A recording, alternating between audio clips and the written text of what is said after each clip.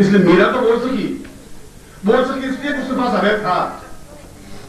तुम नहीं बोल सकते क्योंकि तुम्हें ताकत नहीं है, तुम्हारे प्राणों में विश्वास नहीं है, तुम्हारे पैरों में गति नहीं है। वो महलों से नीचे उतर करके खंजरी बजा करके गाने लग सकती। वह कहती कि सूली ऊपर सेट किया कि किस बिंदु हो, उसने कैसे कहा? यह कहने की क्रिया वह चाहे रैदास हो, चाहे कबीर हो, चाहे सूर हो, चाहे मीरा हो, चाहे तुलसी हो, इसलिए कह सके कि उनमें भावनाएं थी। बुद्धि के माध्यम से संभव नहीं हो सका, बुद्धि के माध्यम से कोई क्रिया संभव नहीं हो सकती। उसके लिए एक पक्ष चाहिए। इसलिए पूरे जीवन को समझने के लिए बुद्धि की आवश्यकता नहीं है। बुद्धि के माध्यम से तो केवल व्यापार समझ सकते हैं, काठमांडू कैसे पहुंच सकते हैं इसको समझ सकते हैं, मगर भगवान के चरणों में अपने आप को समर्पित कैसे कर सकते हैं ये नहीं समझ सकते। इसको समझने के लिए तो भाव पक्ष होना चाहिए, अभय पक्ष होना चाहिए। और जब ऐसा अभय पक्ष जागृत होता है तो पहला एहसास होता है कि मेरे जीवन का कोई एक रखवाला है, कोई जीवन का चिंतक है, कोई जीवन का विचारक है, और उस जीवन के रखवाले को, जीवन के विचारक को गुरु शब्द से अनुमति करते हैं। यदि गुरु है, हमारे राजस्थान में एक शब्द है निगुरा। निगुरा एक गाली है, ऐसी गाली की जैसे हम मां की गाली देते हैं किसी को गंदी, और वो जितना अपमानित महसूस करता है, ऐसा ही राजस्थान में निगुरा शब्द की गाली है। क्या है तुम निगुरा? मेरे तुम्हारे जीवन को गुरु नहीं है। वास्तव में निगुरा या गुरु नहीं होना जीवन की एक ओछापन है, जीवन की त्रुटि है, न्यूनता है। मगर गुरु शब्द अपने आप में इतना हल्का सामान्य हो गया है कि आज चारों तरफ हम घूमे तो सैकड़ों हजारों लाखों गुरु मिल जाएंगे, एक दो नहीं। वे गुरु अपने आप में नहीं हो सकते, वे गुरु है ही नहीं। जिनमें ज्ञान की गरिमा नहीं है, वजन नहीं है, जिनमें चिंतन नहीं है, जो विचारधारा नहीं है, जो तुम्हें प्यार से अपने पास बिठा नहीं सकता, कह नहीं सकता, समझा नहीं सकता, जो साधनाओं में पूर्णता नहीं दे सकता, जो श्लोक के मर्म को समझा नहीं सकता, जो मार्कंड स्तर तक पहुंच करके तुम्हारे आंखों को खोल नहीं सकता, वह गुरु नहीं बन सकता। वो भगवान कपड़े तो पहन सकता है, वो बाग नदी किनारे भीख तो मांग सकता है, पशुपतिनाथ मंदिर के आसान में अगर महादेव बोल सकता है, और झोंपड़ी बना करके भी रह सकता है। झोंपड़ी बनाने से कोई गुरु नहीं बन सकता, कपड़े छोड़ देने से कोई गुरु नहीं बन सकता। नंगे बनने से कोई गुरु बनता हो तो सारी गायें भैंसे बकरियां सब गुरु नहीं।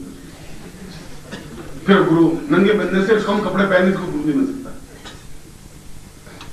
न भगवे कपड़े पहनने से संभव हो सकता है। गुरु का मतलब है कि जो तुम्हारे दुख दर्द को समझ सके, जिसके मन में एक दुख हो, एक वेदना हो, एक एहसास हो, जो तुम्हारे पिछले जीवन को पहचानता हो, जो तुम्हारे अगले जीवन का भी उसके पास इतिहास हो, रचना हो।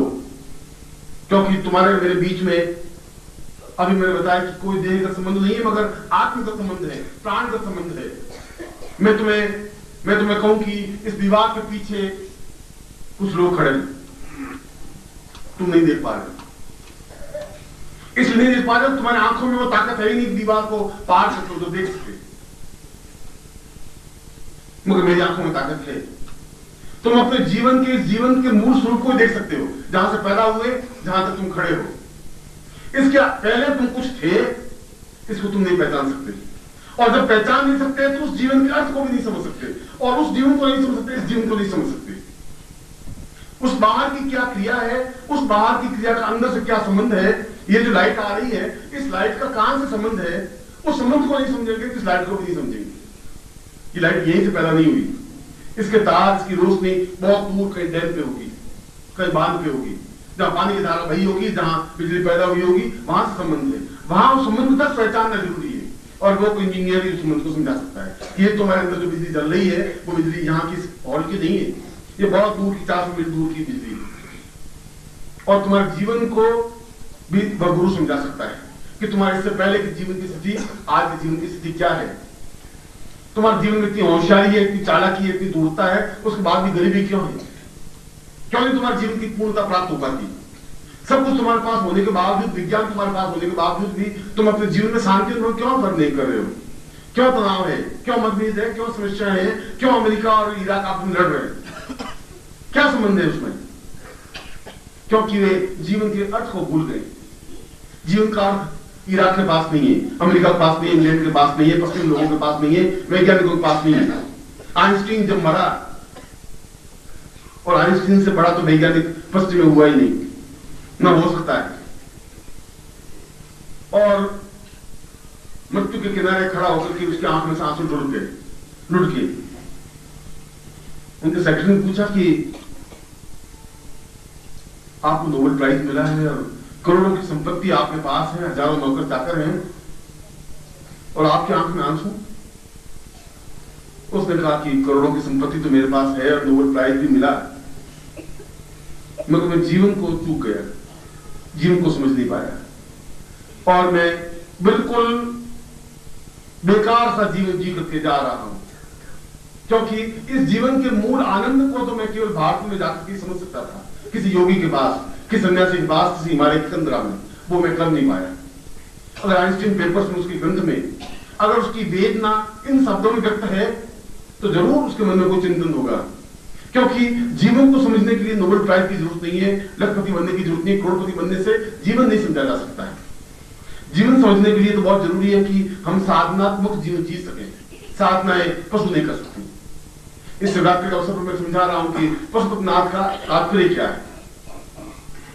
हम पशुओं को साधना नहीं करवा सकते, हम पशुओं को जीवन का क्रम भी नहीं समझा सकते, पशु मुस्कुरा भी दे सकते, और पैसों के माध्यम से पशु को मनुष्य नहीं बनाया भी नहीं जा सकता। तुम्हारे पास 5 लाख रुपए हैं, मगर 5 लाख रुपयों से तुम नींद खरीद नहीं सकते। रात को सोते हो तो 9 बज जाते हैं, 10, 11, 12, 12:30 करोड़ बदल रहे हैं, नींद आ नहीं रही है, बहुत प्रॉब्लम है, और फिर ट्रैंकुला लेते हैं और ट्रैंकुला लेने के बाद ही नींद आ पाती है। पैसों के माध्यम से नींद नहीं खरीद सकते, पैसों के माध्यम से तुम भूख भी नहीं खरीद सकते। ऐसा होता ही नहीं कि तुम बिल्कुल पूरी भूख लगे और आनंद के साथ भोजन कर सके, ऐसा होता ही नहीं। पैसों के माध्यम से जीवन में मुस्कुराहट भी नहीं खरीद सकते। पैसे अपने आप में बहुत छोटी चीज है। जिन लोगों ने पैसे को ही सबको समझ लिया है, वे जीवन में साधना संपन्न नहीं कर सकते, जीवन नहीं समझ सकते। जीवन के लिए तो अपने आप वीतरागी होने की जरूरत है, अपने आप में एक चिंतन के साथ, एक हृदय के साथ, अपने आप में पूर्णता के साथ उस साधना में संपन्न होने की जरूरत है। आप यहां बैठे हैं, अपने आप में पूर्ण आनंद मग्न है, एक चिंतन है। तुम्हारे पास एक गुरु है, तुम शिष्य हो, आमने सामने बैठे हुए, जो आज तुम बैठे हो, इससे पहले भी पिछले जीवन में भी इसी प्रकार से तुम मेरे सामने बैठे। कोई पहली बार तुम्हारा मेरा परिचय नहीं है। अगर पहली बार परिचय होता तो वहां काठमांडू में और भी 9 लाख लोग और बैठे हैं, 10 लाख की आबादी, सैकड़ों लोग आकर के परिचय होते तो आते हैं मेरे पास, बैठते। भारतवर्ष में भी बहुत लोग थे, वो आते हैं, वो नहीं आ पाते। वही आ पाते हैं जिनका मेरा कहीं कहीं को तार जुड़ा होगा, उन तार सारे उठ के आते हैं। यदि ये दोनों सज्जन बैठे हैं तो जरूर इनके मेरे तार को पिछले जीवन में जुड़े होंगे। ये नहीं समझ सकते, इनको समझने की क्रिया नहीं, पर मुझे समझने की क्रिया है कि मुझे कहां मिले थे, क्या तर्क है, क्या अर्थ है, क्या चिंतन है, और आप पिछले जीवन में मेरे क्या थे, इस बात को मैं समझ सकता हूं। इसलिए पिछले जीवन में मैं तो समझा रहा था यही बात जो आज समझा रहा हूं। पहली बार तुम पशुपतिनाथ मंदिर में नहीं आए हो, पहली बार हर हर महादेव नहीं बोला है, पहली बार तुम जीवन के मर्म को समझने की क्रिया नहीं की है। हर बार मैं तुम्हें समझाता हूं, हर बार तुम चूक जाते हो। हर बार तुम्हें एक ही बात कहता हूं कि मैं तुम्हारे जीवन का अपने आप में चिंतक हूं,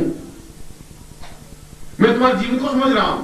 तुम मेरे शिष्य हो, तुम मेरी आत्मा हो, तुम मेरे प्राण हो, मेरी धड़कन हो, मेरी चेतना हो, और मैं इस बात को 2 टूक शब्दों में स्वीकार करने को तैयार हूं।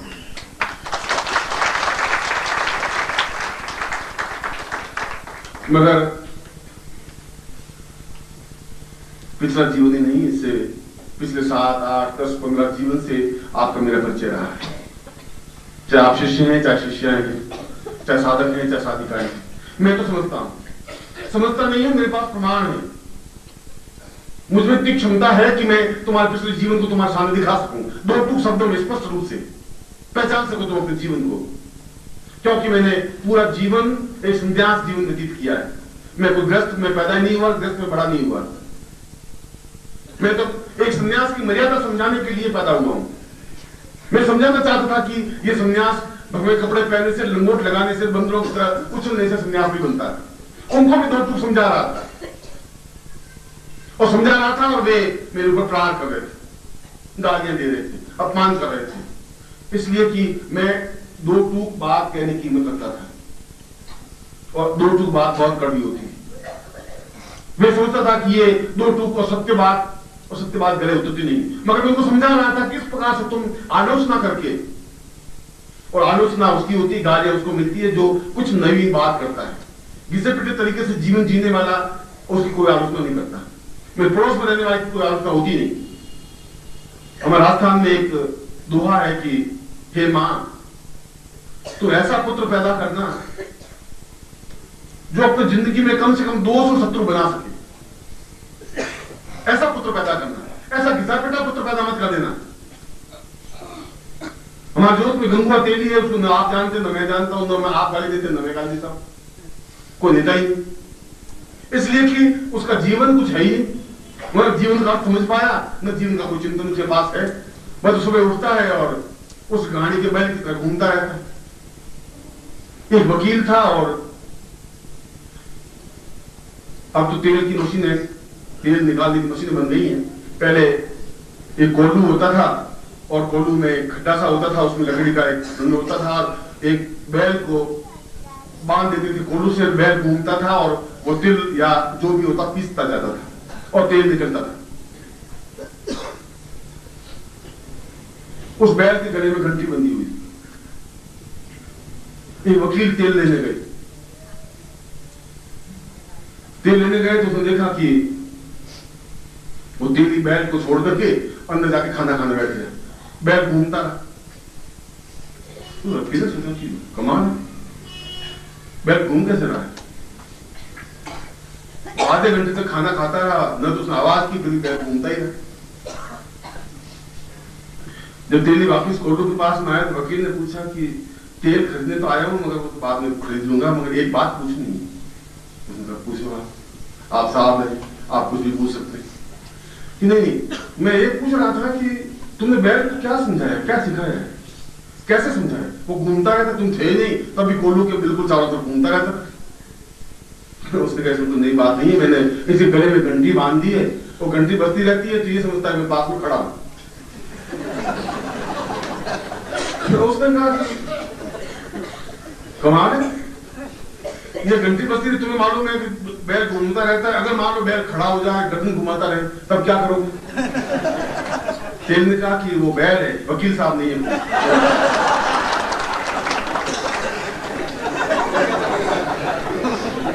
बुद्धि तो कई प्रकार के तर्क चिंतन करती है। तो अपनी गर्दन खड़े खड़े घुमा सकते, बैल बेचारा इतनी तर्क इतनी बुद्धि उसके पास नहीं है, और सीधा चिंतन नहीं, सीधा विचारधारा है। और तुम्हारे जीवन में भी ऐसे ही तर्क है, किसी न किसी प्रकार से अपने सेटिस्फाइड करने के नियम। जब मैं कह रहा हूं कि तुम्हारे पिछले जीवन का मेरे पास साक्षीभूत स्वरूप है, मैं तुम्हें 2 शब्दों में बता सकता हूं, उस संन्यास जीवन को भी और फिर इसके बाद इस ग्रस्त जीवन को भी। जब सिद्धाश्रम में गया तो संन्यास जीवन से ग्रस्त जीवन में मुझे कोई आनंद था नहीं। मैं जो राजस्थान में पैदा हुआ था उसमें 5 विवाह होते थे। जब 9 साल का हुआ मैं, तब मेरी शादी हो गई थी। मेरे पिता ने कहा 9 साल का जवान लड़का हो गया है, इसकी शादी नहीं।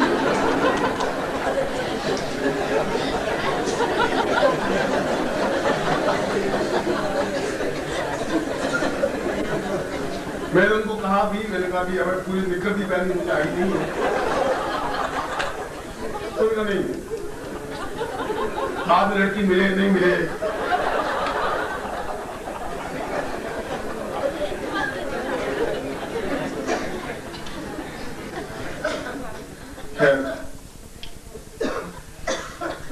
और उस उम्र से लगा करके आज 70 साल की उम्र तक पूरे व्यस्त जीवन को भी आनंद पूर्वक मैंने व्यतीत किया है, संपन्नता पूर्वक, मधुरता के साथ। और यह सारा जीवन मैं इसलिए कह रहा हूं कि मेरा जीवन एक उदाहरण है। सुबह में मैं वही बात समझा रहा था।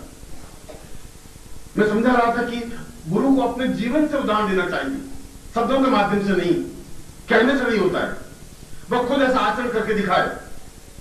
जो खुद भिक्षुक है, जिनके घर में रोटी नहीं है, आटा नहीं है, वो दूसरों कहेगा बेटा तुम चिंता मत करो, लखपति बना दूंगा, तुम घबराओगे, तो क्या बनाएगा। जो खुद ही संपन्न नहीं है दूसरों को संपन्न नहीं कर सकता, जिसके पास खुद विवेक नहीं है दूसरों को विवेक नहीं दे सकता। मैं तो जब ब्राह्मण के रूप में पैदा हुआ तो मेरे आदमी भिक्षा पात्र था, और उस भिक्षा पात्र और उस एक छोटे से जीवन से चल करके उस गांव में पैदा हुआ जिस गांव में आज की डेट में भी कोई बस नहीं पहुंची। उन स्वीकरणों तक भी। यदि यह सब कुछ संपन्नता, यह पूर्ण ग्रस्त सुख, यह आनंद, यह ऐश्वर्य यदि प्राप्त हो सकता है तो वह उसके पीछे केवल देश जीवन को समझने की क्रिया है, साधना को चिंतन। और संन्यास जीवन में भी अपने आप में पूर्ण 19 साल तक ऐसा जीवन जिया कि मुझे अपने आप में गर्व है उस जीवन पर।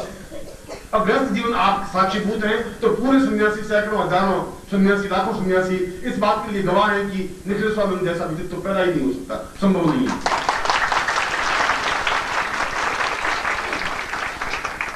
क्योंकि उनके सामने भी वही आदर्श रखा, वह ऊंचाई रखी, वह श्रेष्ठता रखी, वहां पर 2 टूक शब्दों में कहने की हिम्मत रखता था, क्षमता रखता था।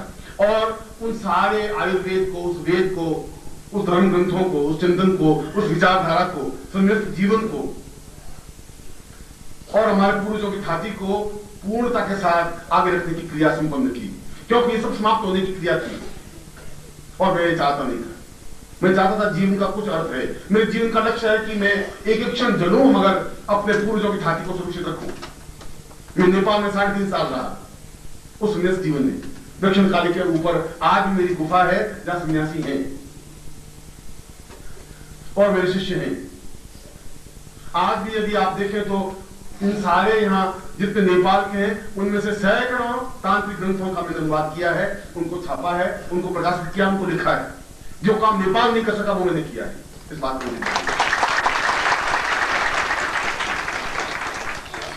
मगर ये तो एक जीवन का क्रम है, इसलिए उस तंत्र के माध्यम से भी तुम्हारे पूरे जीवन के क्रम को, तुम्हारे शिष्यत्व को, तुम्हारे पिछले जीवन को मेरे हाथों में है। मगर यह जीवन फिर अकाल बीत जाएगा अगर साधना तुम्हारे जीवन में नहीं रही, अगर तुम जीवन का चिंतन नहीं रहा। जीवन का चिंतन है पूर्ण रूप से साधनात्मक बन जाना, उस गुरु की शक्ति के माध्यम से, उस तेजस्विता के माध्यम से, उनके ज्ञान के चिंतन के माध्यम से, जो 20 वर्षों तक परिश्रम करके जो कुछ प्राप्त कर सका, तुम्हें तो बहुत सहज प्राप्त हो रहा है, तुम्हें तो उतनी तकलीफ हो ही नहीं रही है, तुम्हें जंगलों में नहीं भटकना पड़ रहा है, तुम्हारे पैरों में छाले नहीं पड़ रहे, तुम्हारा सारा अंग दुख नहीं रहा है, तुमने इतनी वेदना उतना दुख उतना समस्या नहीं उठाई है। मैं तो जब घर से निकल गया 5 साल तक वापिस घर में समाचार नहीं भेजा तो पिताजी ने मेरा श्राद्ध कर दिया था कि अब लड़का वापिस इतने अरण्य में घूमने के बाद शेर चीते भालू ने खा लिया होगा, कहां बचेगा। मैं जब तक वापिस पहुंचा तब तक कई बार श्राद्ध कर चुके थे। उनका चिंतन था और मेरा चिंतन एक अलग था, एक लक्ष्य था। और कल्पना करिए, एहसास करिए कि 9 साल की उम्र में शादी करके 2 साल बाद ही अगर मैं जंगल में चला जाता हूं तो उस राजस्थान में उस महिला ने कितने दुख उठाए होंगे, इसकी कल्पना कर सकते हैं।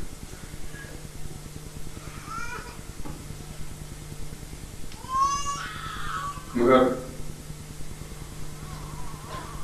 जीवन का मूल उस और जीवन का मूल मर्म संन्यास्त जीवन के साथ साथ गृहस्थ जीवन का मूल धारण है कि मैं गृहस्थ शिष्यों को भी अपने हृदय से लगा सकूं, समझा सकूं। पिछले जीवन में मैं तुम्हें यही आवाज दी थी, इसी ढंग से आप मेरे सामने बैठे थे। यही कहा था तुम्हें साधना में बनना है, तुम्हें मेरे जीवन से ज्यादा लाभ उठा लेना है, क्योंकि जीवन तुम्हें वापस इस रूप में प्राप्त हो नहीं सकता।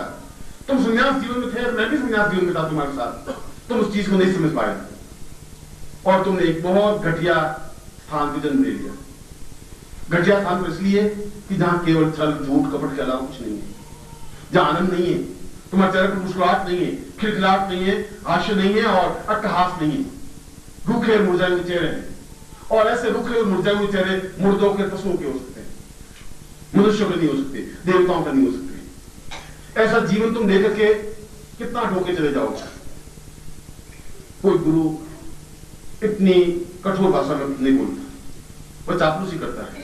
और विश्वास नहीं है तो हरिद्वार घूम के आ जाओ, मथुरा घूम के आ जाओ, काशी घूम के आ जाओ, कहीं भी चले जाओ, कुछ नहीं हो, बाग में नदी किनारे कल घूम के आ जाओ, जो साधु सन्यासी बैठे उनके पास बैठ के आ जाओ, वे तुम्हें चापलूसी करेंगे, तुम्हारे देर से 2-4 रुपए निकालने की कोशिश करेंगे, इतनी कठोर भाषा में तुम्हें नहीं कहेंगे। और जहां दर्द होता है, जहां वेदना होती है, वहीं सीखना पड़ता है, वहीं समझाना पड़ता है।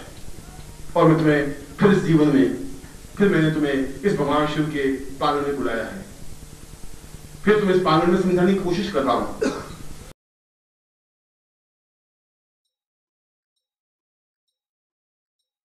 ओम परम तत्वाय नारायणाय गुरुभ्यो नमः।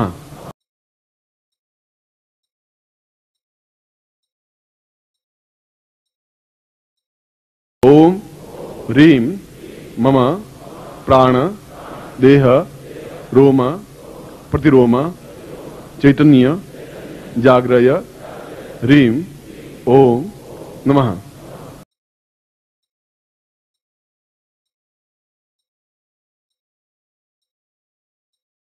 ओम भूर्भुवः स्वः तत्सवितुर्वरेण्यं भर्गो देवस्य धीमहि धियो यो नः प्रचोदयात्।